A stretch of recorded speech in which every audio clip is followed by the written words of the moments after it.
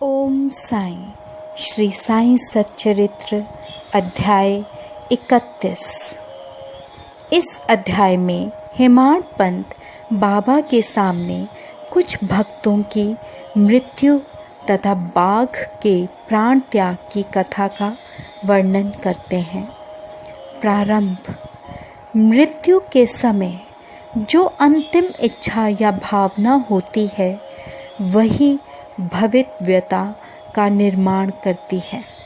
श्री कृष्ण ने गीता के अध्याय 8 में कहा है कि जो अपने जीवन के अंतिम क्षण में मुझे स्मरण करता है वह मुझे ही प्राप्त होता है तथा उस समय वह जो कुछ भी दृश्य देखता है उसी को अंत में पाता है। ये कोई भी निश्चयात्मक रूप से नहीं कह सकता कि उस क्षण हम केवल उत्तम विचार ही कर सकेंगे।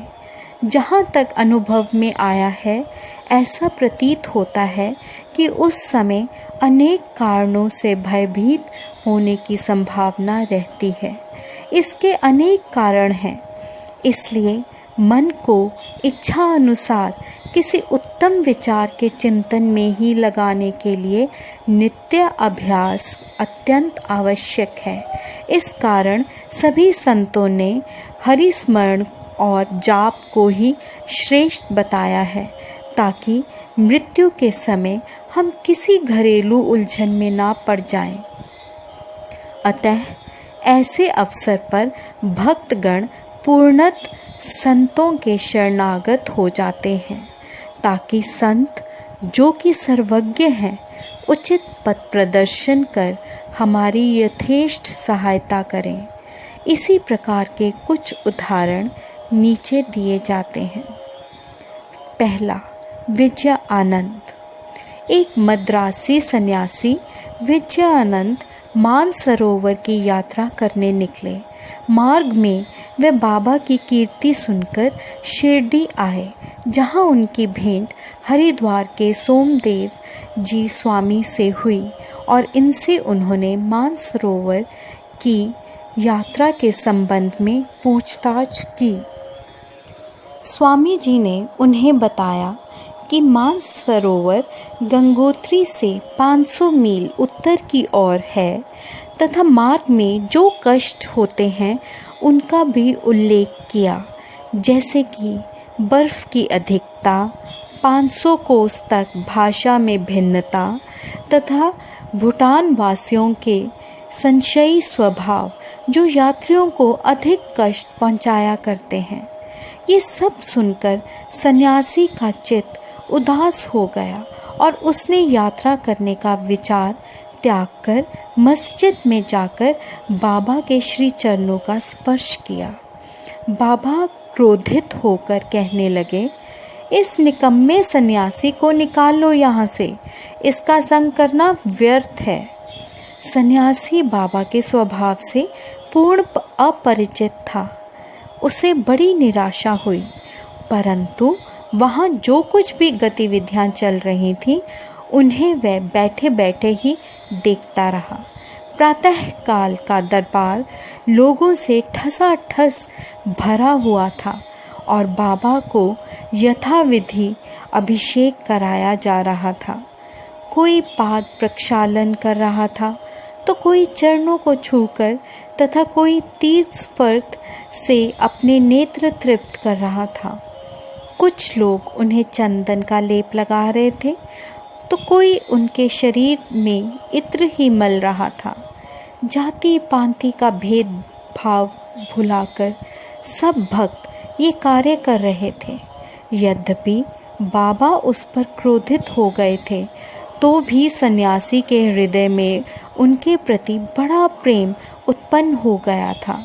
उसे ये स्थान छोड़ने की इच्छा ही ना होती थी।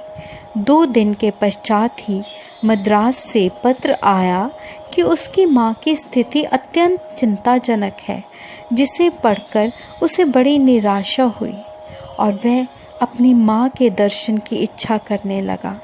परंतु बाबा की आज्ञा के बिना वह शिरडी से जा ही कैसे सकता था। इसलिए वह हाथ में पत्र लेकर उनके समीप गया और उनसे घर लौटने की अनुमति मांगी। त्रिकालदर्शी बाबा को तो सबका भविष्य विदित ही था।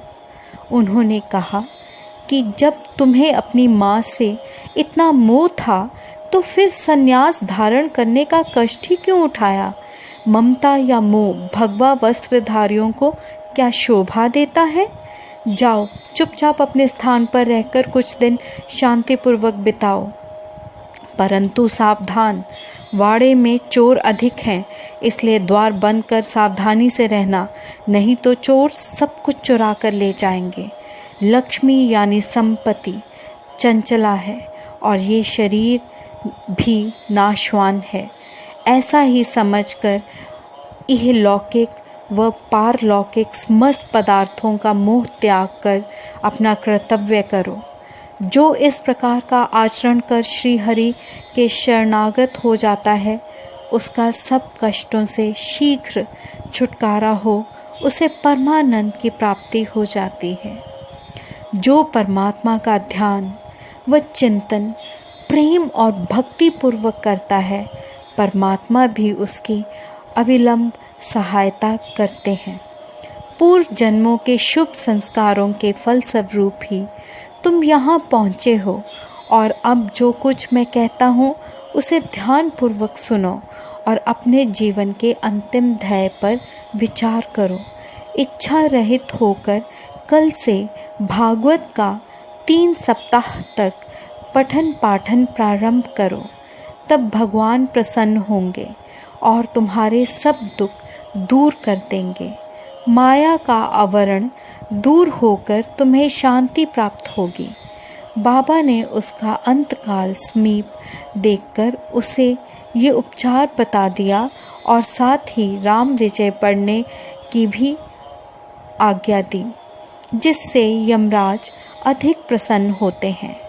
दूसरे दिन स्नान आदि तथा अन्य शुद्धि के कृत्य कर उसने लेंडी बाग के एकांत में बैठकर भागवत का पाठ प्रारंभ कर दिया। दूसरी बार पठन समाप्त होने पर वह बहुत थक गया और वाड़े में आकर 2 दिन ठहरा। तीसरे दिन बड़े बाबा की गोद में उसके प्राण पखेरु उड़ गए। बाबा ने दर्शनों के निमित्त 1 दिन के लिए उसका शरीर संभाल कर रखने के लिए कहा। तत्पश्चात पुलिस आई और यथोचित जांच पड़ताल करने के उपरांत मृत शरीर को उठाने की आज्ञा दे दी। धार्मिक कृत्यों के साथ उसकी उपयुक्त स्थान पर समाधि बना दी गई। बाबा ने इस प्रकार सन्यासी की सहायता कर उसे सद्गति प्रदान की। बालाराम मानकर नामक एक गृहस्थ बाबा के परम भक्त थे। जब उनकी पत्नी का देहांत हुआ तो वे बड़े निराश हो गए और सब घर बार अपने लड़के को सौंप वे शिरडी में आकर बाबा के पास रहने लगे। उनकी भक्ति देखकर बाबा उनके जीवन की गति परिवर्तित कर देना चाहते थे, इसलिए उन्होंने उन्हें 12 रुपये देकर मच्छिंद्रगढ़ में जाकर रहने को कहा। मानकर की इच्छा उनका सानिध्य छोड़कर अन्यत्र कहीं जाने की ना थी, परंतु बाबा ने उन्हें समझाया कि तुम्हारे कल्याणार्थ ही मैं ये उत्तम उपाय तुम्हें बतला रहा हूँ। इसलिए वहाँ जाकर दिन में 3 बार प्रभु का ध्यान करो। बाबा के शब्दों में विश्वास कर वह मच्छिंद्रगढ़ चला गया और वहाँ के मनोहर दृश्यों, शीतल जल तथा उत्तम पवन और समीपस्थ दृश्यों को देखकर उसके चित्त को बड़ी प्रसन्नता हुई। बाबा द्वारा बतलाई विधि से उसने प्रभु का ध्यान करना प्रारंभ कर दिया और कुछ दिनों के पश्चात ही उसे दर्शन प्राप्त हो गया। बहुधा भक्तों को समाधि या तुरीयावस्था में ही दर्शन होते हैं, परंतु मानकर जब तुरीयावस्था से प्राकृतावस्था में आया तभी उसे दर्शन हुए। दर्शन होने के पश्चात मानकर ने बाबा से अपने को वहाँ भेजने का कारण पूछा। बाबा ने कहा कि शिरडी में तुम्हारे मन में नाना प्रकार के संकल्प विकल्प उठने लगे थे, इसी कारण मैंने तुम्हें वहाँ भेजा कि तुम्हारे चंचल मन को शांति प्राप्त हो। तुम्हारी धारणा थी कि मैं शिरडी में ही विद्यमान हूँ और 3.5 हाथ के इस पंच तत्व के पुतले के अतिरिक्त कुछ नहीं हूँ, परंतु अब तुम मुझे देखकर ये धारणा बना लो कि जो तुम्हारे सामने शिरडी में उपस्थित है और जिसके तुमने दर्शन किए, वे दोनों अभिन्न हैं या नहीं। मानकर वह स्थान छोड़कर अपने निवास स्थान बांद्रा को रवाना हो गया। वह पूना से दादर रेल द्वारा जाना चाहता था, परंतु जब वह टिकट घर पर पहुंचा तो वहां अधिक भीड़ के कारण वह टिकट खरीद ना सका।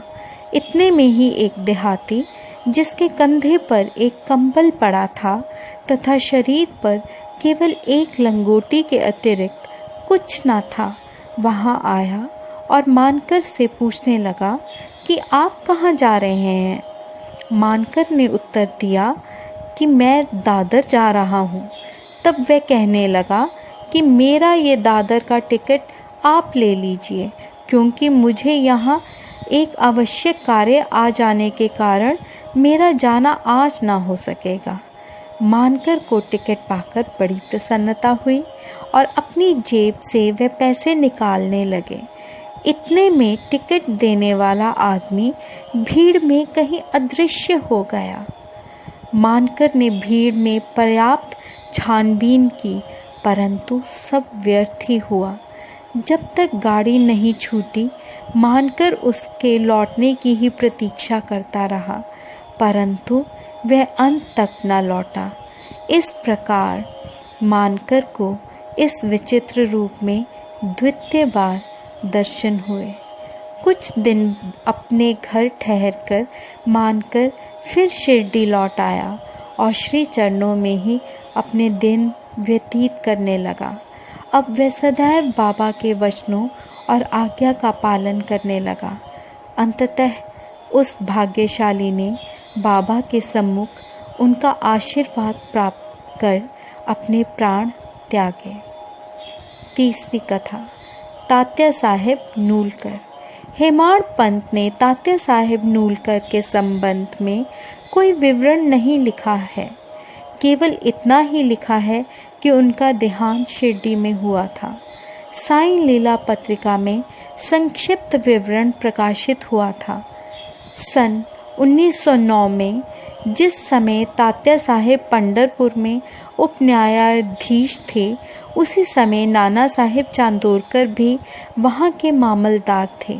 ये दोनों आपस में बहुधा मिला करते और प्रेम पूर्वक वार्तालाप किया करते थे। तात्या साहेब संतों में अविश्वास करते थे, जबकि नाना साहेब की संतों के प्रति विशेष श्रद्धा थी। नाना साहेब ने उन्हें साईं बाबा की लीलाएं सुनाई और एक बार शिरडी जाकर बाबा का दर्शन लाभ उठाने का आग्रह भी किया। वे 2 शर्तों पर चलने को तैयार हुए। पहली, उन्हें ब्राह्मण रसोइया मिलना चाहिए। दूसरा, भेंट के लिए नागपुर से उत्तम संतरे होने चाहिए। शीघ्र ही ये दोनों शर्तें पूर्ण हो गईं। नाना साहेब के पास एक ब्राह्मण नौकरी के लिए आया, जिसे उन्होंने तात्या साहेब के पास भिजवा दिया, और एक संतरे का पार्सल भी आया, जिस पर भेजने वाले का कोई पता ना लिखा था। उनकी दोनों शर्तें पूरी हो गई थीं, इसलिए अब उन्हें शिरडी जाना ही पड़ा। पहले तो बाबा उन पर क्रोधित हुए, परंतु जब धीरे धीरे तात्या साहेब को विश्वास हो गया कि वे सचमुच ही ईश्वर अवतार हैं, तो वे बाबा से प्रभावित हो गए और फिर जीवन पर्यंत ही वहीं रहे। जब उनका अंतकाल समीप आया तो उन्हें पवित्र धार्मिक पाठ सुनाया गया और अंतिम क्षणों में उन्हें बाबा का पाद तीर्थ भी दिया गया। उनकी मृत्यु का समाचार सुनकर बाबा बोल उठे, अरे तात्या तो आगे चला गया, अब उसका पुनः जन्म नहीं होगा। चौथी कथा, मेघा। 28वें अध्याय में मेघा की कथा का वर्णन किया जा चुका है। जब मेघा का देहांत हुआ तो सब ग्रामवासी उनकी अर्थी के साथ चले और बाबा भी उनके साथ सम्मिलित हुए तथा उन्होंने उसके मृत शरीर पर फूल बरसाए। दाह संस्कार होने के पश्चात बाबा की आंखों से आंसू गिरने लगे। एक साधारण मनुष्य के समान उनका भी हृदय दुख से विदीर्ण हो गया। उसके शरीर को फूलों से ढककर एक निकट संबंधी के सदृश रोते पीटते वे मस्जिद को लौटे। सद्गति प्रदान करते हुए अनेक संत देखने में आए हैं, परंतु बाबा की महानता अद्वितीय ही है। यहाँ तक कि बाघ सरीखा, एक हिंसक पशु भी अपनी रक्षा के लिए बाबा की शरण में आया, जिसका वृतांत नीचे है। 5वीं कथा, बाघ की मुक्ति। बाबा के समाधिस्थ होने के 7 दिन पूर्व शिरडी में एक विचित्र घटना घटी। मस्जिद के सामने एक बैलगाड़ी आकर रुकी, जिस पर एक बाघ जंजीरों से बंधा हुआ था। उसका भयानक मुख गाड़ी के पीछे की ओर था। वह किसी अज्ञात पीड़ा या दर्द से दुखी था। उसके पालक 3 दरवेश थे, जो एक गांव से दूसरे गांव में जाकर उसका नित्य प्रदर्शन करते और इस प्रकार यथेष्ट द्रव्य संचय करते थे और यही उनकी जीविकापार्जन का एकमात्र साधन था। उन्होंने उसकी चिकित्सा के सभी प्रयत्न किए, परंतु सब कुछ व्यर्थ हुआ। कहीं से बाबा की कीर्ति उनके कानों में पड़ गई और वे बाघ को लेकर साईं दरबार में आए। हाथों से जंजीरें पकड़कर उन्होंने बाघ को मस्जिद के दरवाजे पर खड़ा कर दिया। वे स्वभावत ही भयानक था, पर रुग्ण होने के कारण वह बेचैन था। लोग भय और आश्चर्य के साथ उसकी ओर देखने लगे। दरवेश अंदर आए और बाबा को सब हाल बताकर उनकी आज्ञा लेकर वे बाघ को उनके सामने लाए। जैसे ही वह सीढ़ियों के समीप पहुंचा, वैसे ही बाबा के तेज पुंज स्वरूप का दर्शन कर एक बार पीछे हट गया और अपनी गर्दन नीचे झुका दी। जब दोनों की दृष्टि आपस में एक हुई तो बाघ सीढ़ी पर चढ़ गया और प्रेमपूर्ण दृष्टि से बाबा की ओर निहारने लगा। उसने अपनी पूंछ हिलाकर 3 बार जमीन पर पटकी और फिर तत्क्षण ही अपने प्राण त्याग दिए। उसे मृत देखकर दरवेशी बड़े निराश और दुखी हुए। तत्पश्चात जब उन्हें बोध हुआ तो उन्होंने सोचा कि प्राणी रोगग्रस्त था ही और उसकी मृत्यु भी सन्निग्ध ही थी। चलो, उसके लिए अच्छा ही हुआ कि बाबा सरीखे महान संत के चरणों में उसे सद्गति प्राप्त हुई। वह दरवेशियों का ऋणी था और जब वह ऋण चुक गया तो वह स्वतंत्र हो गया और जीवन के अंत में उसे साईं चरणों की सद्गति प्राप्त हुई। जब कोई प्राणी संतों के चरणों पर अपना मस्तक रखकर प्राण त्याग दे तो उसकी मुक्ति हो जाती है। पूर्व जन्मों के शुभ संस्कारों के अभाव में ऐसा सुखद अंत होना कैसे संभव है। श्री सद्गुरु साईनाथा प्रणमस्तु। शुभम भवतु। ओम साई। ओम साई। श्री साई सच्चरित्र अध्याय 31। इस अध्याय में हेमाड पंत बाबा के सामने कुछ भक्तों की मृत्यु तथा बाघ के प्राण त्याग की कथा का वर्णन करते हैं।